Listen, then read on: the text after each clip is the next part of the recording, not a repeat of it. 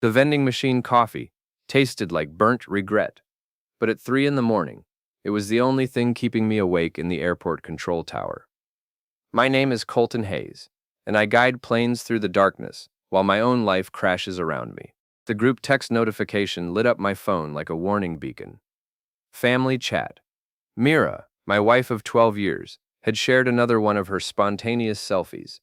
This time, though, there was a man's bare arm draped casually across her shoulder. The caption read, "Living my best life." I stared at that arm. Familiar tattoo. The eagle with spread wings that I'd watched my younger brother Tanner get inked during his rebellious phase 5 years ago. If misery had a brand manager, I muttered to myself, it would definitely be my wife. The pit in my stomach grew heavier than the aircraft I was tracking on radar. I tried to focus on the incoming flight from Denver, but my hands trembled as I reached for the radio. United 447. Turn left heading 270. Descend and maintain 4,000. The pilot's acknowledgement crackled through my headset, but all I could think about was that arm. My brother's arm, around my wife. When my shift ended at 6 a.m., I drove home through the gray February morning, past the faded storefronts of our Midwestern commuter town. The house felt colder than the outside air when I walked through the front door. Mira was already gone, probably at her interior design client meeting, or so she claimed. I found myself standing in our bedroom, staring at her nightstand. The hotel receipt was there, crumpled but visible, like she wanted me to find it. The Riverside Inn, last Tuesday. The same day she said she was working late on the Henderson project. My phone buzzed. Another family text, this time from Tanner. Can't wait for dinner Sunday. Mira's making her famous lasagna. Since when did my brother get so excited about family dinners? Since when did he even remember we had them? I opened our shared cloud account, the one Mira insisted we set up for transparency in our marriage. The irony wasn't lost on me as I scrolled through her messages. There they were, weeks of flirty exchanges with my own brother, messages that made my stomach turn. Mira. Colton's working late again. He's so boring these days. Tanner. You deserve better, sis. Someone who appreciates you. Mira. Stop calling me sis. It's weird now. Good weird or bad weird? The messages got progressively more explicit. I had to put the phone down twice to keep from throwing it across the room. My wife and my brother. The two people I trusted most in this world, planning their betrayal in digital black and white. The worst part? They weren't even trying to hide it anymore. I checked the location sharing feature, something Mira had insisted on for safety. Both their phones were at the Riverside Inn right now, at 10 in the morning, while she was supposed to be at a client meeting, and he was supposed to be at his logistics company job. I grabbed my keys and drove to the motel like a man possessed. The Riverside Inn squatted on the outskirts of town, like a guilty secret, its neon sign flickering even in daylight. Tanner's company van sat in the parking lot, bold as brass, the same van his employer trusted him with for deliveries. I sat in my car for 20 minutes, watching room 237. Finally, the door opened. Mira emerged first, her hair disheveled, wearing the same dress from yesterday.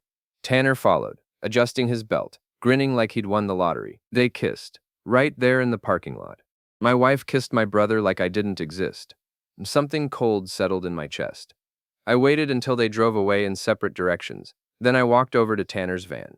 The keys to my revenge were literally in my pocket, a screwdriver from my toolbox. I dragged it along the side of his precious company vehicle, spelling out cheater in jagged letters. Then I slipped a note under his windshield wiper. Hope it was worth it. Mus, your loving brother. While Navreed.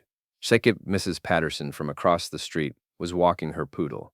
She saw me, raised her phone, and snapped a picture. I waved at her like I was posing for a family portrait. Beautiful morning, isn't it, Mrs. Patterson? She scurried away without answering. My phone rang before I even made it home. Mira's voice exploded through the speaker. What the hell did you do to Tanner's van? Good morning to you too, sweetheart. How was your client meeting? Don't play games with me, Colton. Mrs. Patterson sent me a picture. You keyed his van. Funny thing about that van, I said, pulling into our driveway. Isn't it supposed to be for work only? Company policy and all that? No, Amiater. No, Minda Rishi, your shovit, your take an anju music. In on a while, inway havat. The same house where we'd planned our future, where we'd fought and made up, where we'd been happy once upon a time. Now it felt like a battlefield, and I was finally ready to fight. Mindionok, nana musing, davanj, minda muses. Coach Ray, a 60-year-old former welterweight with hands like baseball mitts, watched me pummel the heavy bag, with all the technique of an angry toddler. "You're telegraphing every punch," he said, wrapping his arms around the bag to steady it. "Same way you're telegraphing your pain, son." I stopped swinging and wiped sweat from my forehead. "That obvious?" Man walks into my gym at 7 a.m., looking like his dog died and his house burned down. "Yeah, it's obvious." Ray handed me a towel. "Want to talk about it?" I told him everything.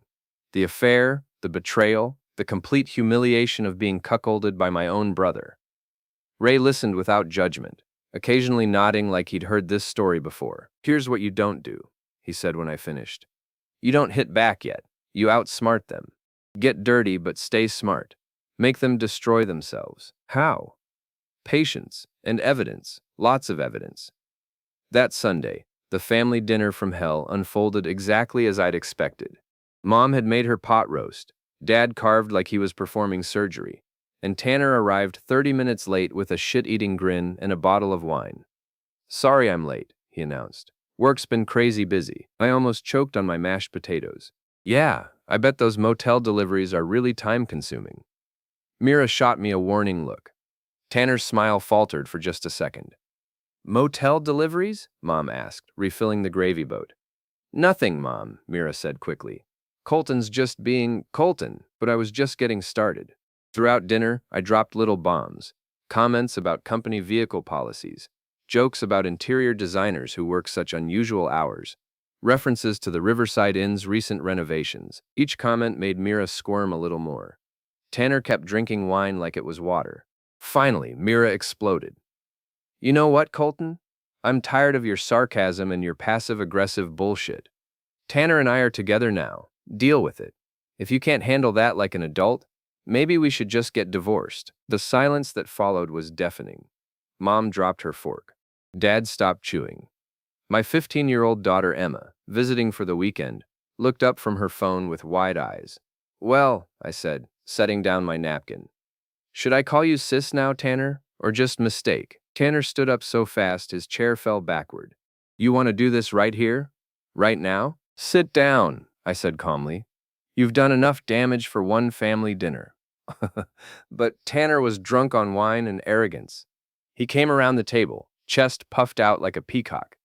"You never deserved her anyway. Mira needs a real man, not some washed-up air traffic controller who can't even—" I stood up and shoved him backward into the wall, hard. Family pictures rattled. Mom screamed.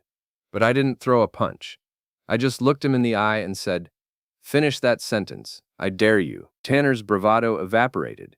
He straightened his shirt and mumbled something about needing air. "Colton!" Mom was horrified. "He's your brother." "No, Mom. Brothers don't do what he did. This is just some guy who happens to share our DNA." I walked out, leaving them all sitting there in the wreckage of our family. Emma followed me to the porch. "Dad, are you okay?" "I will be, sweetheart. But things are going to get ugly before they get better." She hugged me, and for a moment I felt like maybe I wasn't completely alone in this war. The next week, the humiliation campaign began in earnest. I sent screenshots of Mira and Tanner's text messages to both sets of parents, with a simple note. "Thought you should know what's really going on." I forwarded evidence of Tanner's company van misuse to his supervisor at the logistics firm. I didn't make accusations, I just shared the facts and let them draw their own conclusions. I discovered that Mira had been skimming money from her interior design partnership, not reporting cash payments for tax purposes. I didn't call the IRS, that would have been too obvious. Instead, I anonymously sent the evidence to her business partners. Let them handle it internally. The results were swift and brutal. Tanner got suspended pending investigation. Mira's partners confronted her about the unreported income, and she was forced out of the business she'd spent 5 years building. But the real masterpiece was the social media campaign. I created a private Facebook group called Truth Hurts and invited everyone we knew, friends, family, neighbors, coworkers. Then I posted everything, screenshots of their messages, photos of them at the motel, receipts and evidence laid out like a prosecutor's case. Now, I didn't editorialize. I didn't rant or rave. I just presented the facts with simple captions. My wife and my brother, 12 years of marriage. You be the judge. No. The response was immediate and devastating. Comments poured in. Shares multiplied.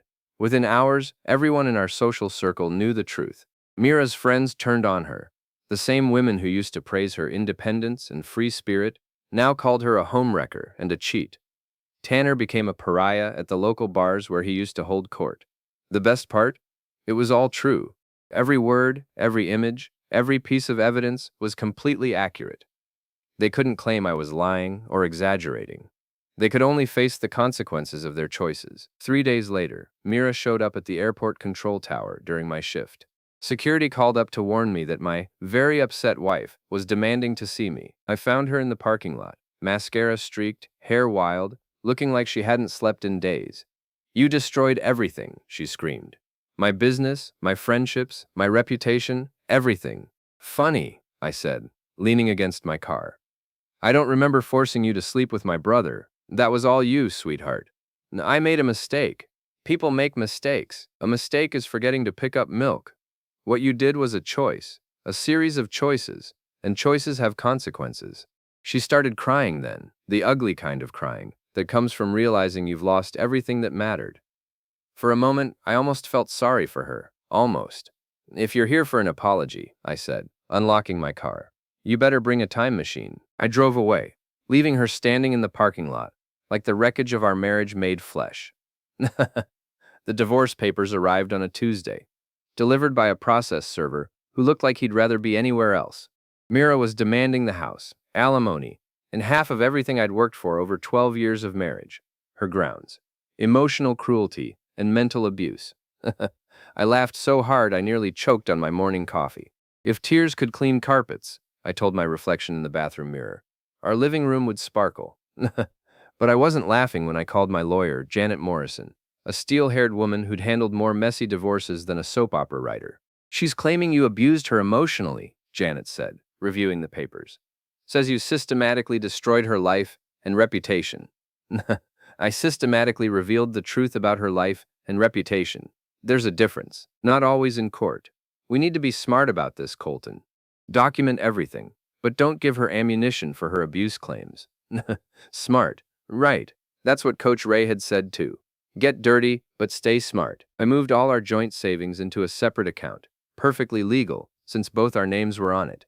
I served her with counterpapers, citing adultery and abandonment. I pulled the college fund contributions for Emma, since Mira had decided she didn't want to be a stepmother anymore. The house became a war zone. Mira moved back in, claiming squatters' rights, but she might as well have been a ghost. We communicated through lawyers and passive-aggressive post-it notes left on the refrigerator. Her note: the mortgage is due Thursday.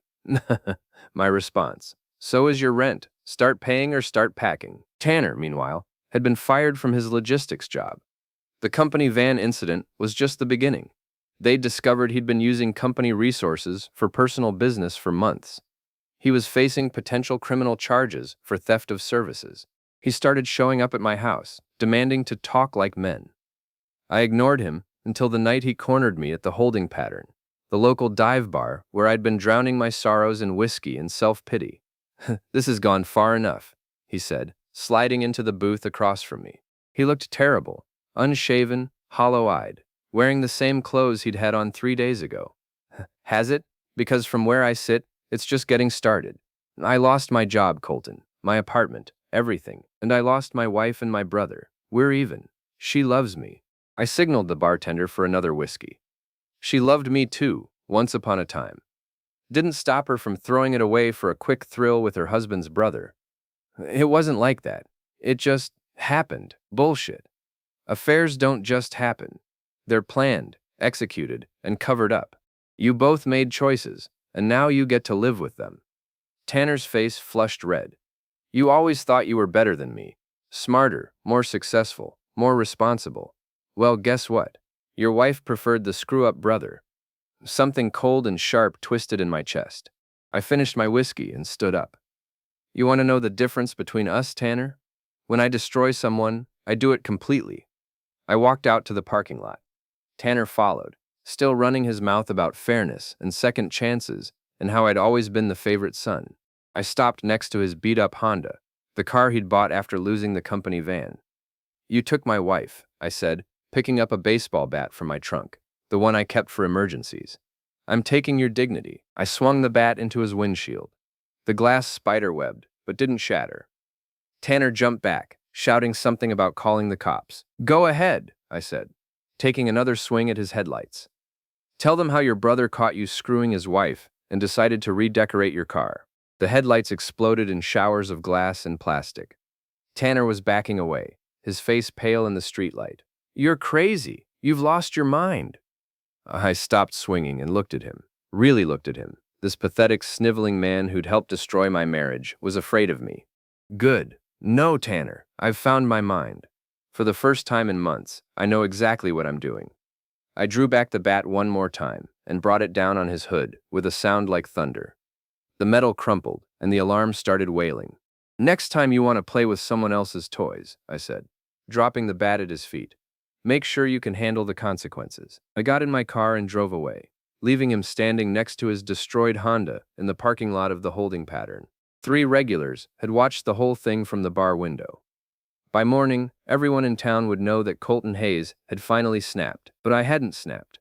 For the first time since this nightmare began, I felt completely in control. The video went viral locally.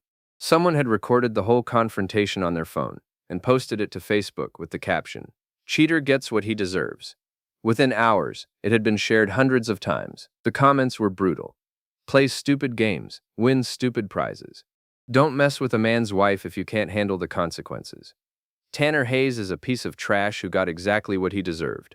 Mira called me screaming about the video, about how I'd humiliated the family, about how she was ashamed to be married to a psychopath. "If you're ashamed to be married to me," I said calmly, "sign the divorce papers. I'll make it easy for you." But she didn't sign. She wanted to drag it out, to make me suffer as long as possible. She wanted the house, the savings, everything I'd worked for, as compensation for her emotional trauma. That's when I realized she still didn't understand who she was dealing with. She thought I was the same doormat who'd let her walk all over me for months. She thought I'd roll over and give her whatever she wanted just to make the pain stop. She was wrong. The real war was just beginning. The revelation came from the most unexpected source, Lindsay Parker, Mira's best friend since college. She showed up at my door on a rainy Thursday evening, clutching a bottle of wine like a peace offering. "We need to talk," she said, pushing past me into the living room. Lindsay had always been beautiful in that dangerous way that makes smart men stupid. Blonde, petite, with green eyes that seemed to see right through you. She'd also always hated me, though I'd never understood why. "If you're here to defend Mira," I started. "I'm not." She opened the wine without asking and poured herself a generous glass. "I'm here to tell you the truth, the whole truth." She settled onto my couch like she owned the place, crossing her legs in a way that was probably meant to be distracting. It might have worked 6 months ago, before my wife had destroyed my ability to trust any woman. "You orchestrated this," I said. It wasn't a question. The pieces had been clicking into place for weeks, but I'd been too focused on Mira and Tanner to see the bigger picture. Lindsay smiled, and for the first time since I'd known her, it seemed genuine. "You always were smarter than she gave you credit for." "Why?" "Because you fired me 3 years ago, when I was working as a contractor for the airport authority. You had me blacklisted from every aviation job in the state." I remembered now. Lindsay had been caught falsifying safety reports, cutting corners that could have gotten people killed. I'd reported her to the FAA, and her career in aviation had ended permanently. "You were endangering lives. I was trying to make a living, but you, with your precious integrity and your by-the-book attitude, destroyed everything I'd worked for. So you decided to destroy my marriage. I decided you needed to be humbled." She took a long sip of wine, savoring the moment. "Mira was always insecure about your marriage. She felt like you looked down on her, like you thought she wasn't smart enough or successful enough for you." "That's ridiculous." "Is it? You corrected her grammar at dinner parties. You managed the finances because you didn't trust her with money. You made all the major decisions and expected her to just go along with them." I wanted to argue, but there was enough truth in her words to sting. I had been controlling. I had micromanaged our life together. I'd thought I was being responsible, but maybe I'd just been an ass. So you manipulated her into having an affair. I planted seeds. Mira did the rest herself. Lindsay's smile turned predatory. It was easier than I expected. A few comments about how she deserved better. Some encouragement to live her truth. And she was ready to rebel against her boring, controlling husband. And Tanner, your brother, was even easier. He's always resented you. Always felt like he was living in your shadow. All I had to do was suggest that maybe Mira found him more attractive, more fun, more alive than her stick-in-the-mud husband. The cold rage that had been building in my chest for months finally crystallized into something pure and focused. You destroyed 3 lives for revenge. I destroyed 1 life, yours. Mira and Tanner made their own choices. I just encouraged them. Why are you telling me this now? Lindsay finished her wine and set the glass down carefully. Because it's not fun anymore. You were supposed to break down, maybe drink yourself to death, or have a nervous breakdown. Instead, you turned into someone I actually respect. She stood up, smoothing her skirt. Also, Mira's been staying at my place since you changed the locks, and she's driving me crazy. She cries all the time, she's broke, and she keeps talking about how she's going to make you pay for ruining her life. So you thought you'd throw her under the bus. I thought you deserved to know who your real enemy was. Mira's just a weak woman who made stupid choices. I'm the one who planned your destruction. She walked toward the door, then turned back with that same genuine smile. For what it's worth, Colton, I'm impressed. You played this game better than I expected. The game's not over. No, she agreed. I don't suppose it is. After she left, I sat in my empty house, processing everything she'd told me. The affair had been real. Mira and Tanner had betrayed me completely, but it had been orchestrated by someone else, someone with a 3-year grudge and the patience to execute a long-term revenge plan. I'd been fighting the wrong war. The annual Riverside Community Festival was 3 days away. The whole town would be there. Families, friends, co-workers, everyone who'd watched my public humiliation unfold over the past few months. It was the perfect stage for the final act of this drama. I spent those 3 days preparing. I compiled every piece of evidence I had. The affair, Lindsay's manipulation, even some financial irregularities I'd discovered in Mira's business dealings.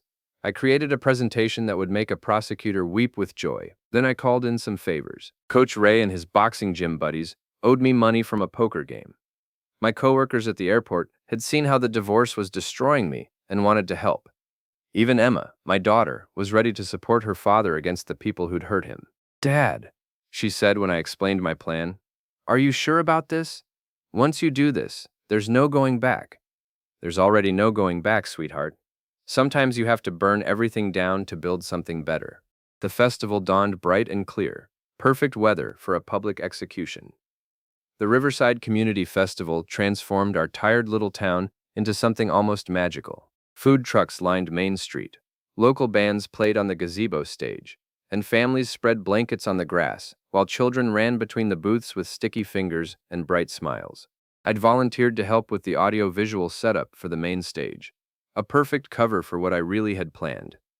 By noon, I'd tested the microphone system, the projection screen, and the laptop connection. Everything was ready.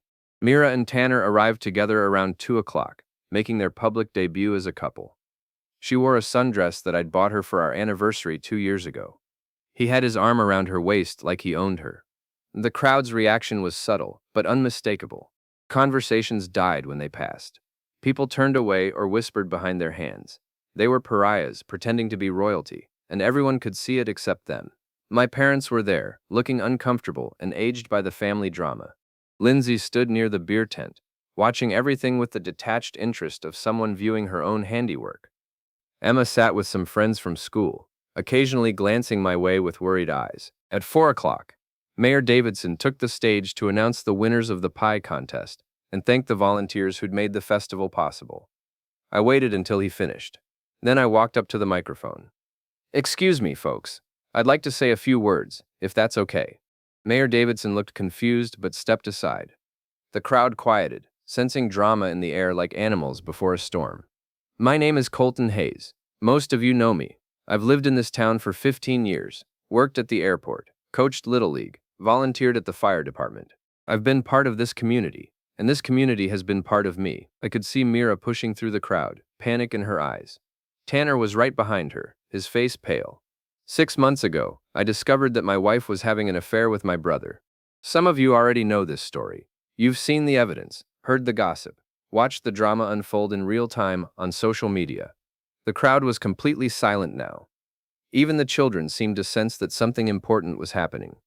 But there's more to the story. Things you don't know. Things I didn't know until this week. I clicked the laptop, and the projection screen lit up with text messages between Lindsay and Mira, dating back over a year. Lindsay, you deserve so much better than Colton. He doesn't appreciate you. Mira, I know, but he's my husband. Marriage is supposed to be work. Lindsay, some men aren't worth the work. Some men need to learn what they've lost. The crowd murmured as I clicked through more messages, showing Lindsay's systematic manipulation of both Mira and Tanner, her careful orchestration of their affair. Lindsay Parker, I said, spotting her in the crowd, decided 3 years ago that I needed to be punished for reporting her safety violations to the FAA. She lost her career because she was willing to risk people's lives to cut corners, so she decided to destroy mine. Lindsay's face had gone white, but she held her ground, lifting her chin defiantly. She spent months poisoning my wife against me, encouraging her to see our marriage as a prison instead of a partnership. She manipulated my brother's resentment and insecurity, convincing him that he deserved what I had. More messages flashed on the screen, showing the depth of Lindsay's manipulation, her cold calculation in destroying 3 lives for her own satisfaction. The affair was real, I continued. The betrayal was real. The pain was real. But it was all orchestrated by someone else. Someone who wanted to watch me suffer for doing my job and protecting people's lives. Tanner tried to rush the stage then, probably hoping to stop me before I revealed more. But he was drunk. He'd been drinking since noon, and his coordination was shot. He tripped over the power cables and went down hard, sprawling in the dirt in front of hundreds of people. The crowd laughed. Actually laughed at him. My brother, the man who'd stolen my wife, was lying in the dirt while the whole town watched, and they were laughing. I didn't help him up. Mira, I said, looking directly at her, you want to know what emotional abuse really looks like? It looks like someone you trust, convincing you to destroy the best thing in your life. It looks like being manipulated into betraying someone who loved you. It looks like being used as a weapon in someone else's war. She was crying now, mascara running down her cheeks, finally understanding the full scope of what had been done to all of us. But here's the thing about betrayal, I said, my voice carrying across the silent crowd. Once it's done, it can't be undone. Once trust is broken, it can't be repaired. Once you choose to destroy someone who loved you, you have to live with that choice forever. I clicked to the final slide. Financial records showing how Mira had been systematically stealing from our joint accounts to fund her affair. How she'd lied about business expenses. How she'd planned to take everything in the divorce while giving nothing back. Your brother and I are together. Deal with it. I quoted her own words back to her. Those were your words, Mira, at our family dinner, in front of our parents, in front of our daughter. You chose him over me, chose lies over truth, chose destruction over healing. The silence was absolute now. Even the children had stopped playing.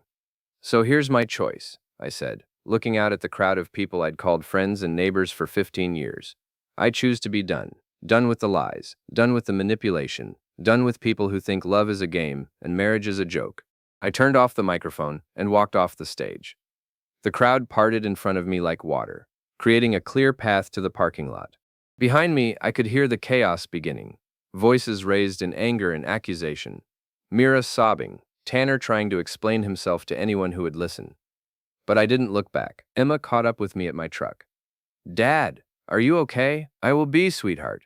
For the first time in months, I actually will be. That night, I drove to Tanner's apartment complex. He'd managed to find a cheap place after losing his house, a rundown building on the wrong side of town. I let myself into the basement utility room. The lock was broken, like everything else in the building, and found the main water valve for his unit. A few adjustments to the plumbing. Nothing illegal, just redirecting some pressure in ways the building's ancient pipes couldn't handle. By morning, his apartment would be flooded, his belongings ruined, his security deposit forfeit. Mira's car was parked outside Lindsay's house when I drove by. I stopped and spray-painted Homewrecker across the windshield in bright red letters. Then I called the local news station and tipped them off about the community festival drama and the vandalized car. By the time I got home, my phone was buzzing with calls from reporters, lawyers, and family members. I turned it off and sat on my front porch, looking out at the yard where Mira had planted roses 3 springs ago. The house was empty now. I'd sold it that afternoon to a cash buyer, a real estate investor who specialized in quick sales. The closing would happen Monday, and by Tuesday, I'd be gone from this town, this life, this disaster that had consumed 6 months of my existence. I pulled off my wedding ring and threw it into the rose bushes. Somewhere in there, it would rust and disappear, just like the marriage it had symbolized. Nah. My truck was packed with everything I owned that mattered. Tomorrow, I'd drive west, maybe to Colorado or California, somewhere I could start over without the weight of other people's expectations and betrayals. The sun was setting, painting the sky in shades of orange and red that reminded me of the spray paint on Mira's windshield. In a few hours, she'd discover that she was homeless. The house sale would force her out, and she had no legal claim to any of the proceeds since the adultery clause in our prenup voided her rights to marital property. Tanner would wake up to a flooded apartment and a landlord demanding immediate payment for water damage he couldn't afford. Lindsay would face a town full of people who now knew exactly what kind of person she really was. And I would drive away from all of it, free at last from the wreckage of a life I'd never asked for. Sometimes the villain wins. Sometimes the victim gets tired of being victimized and decides to write his own ending. Sometimes justice isn't about courts and lawyers and proper procedures. Sometimes it's about making sure the people who hurt you understand exactly what they've lost.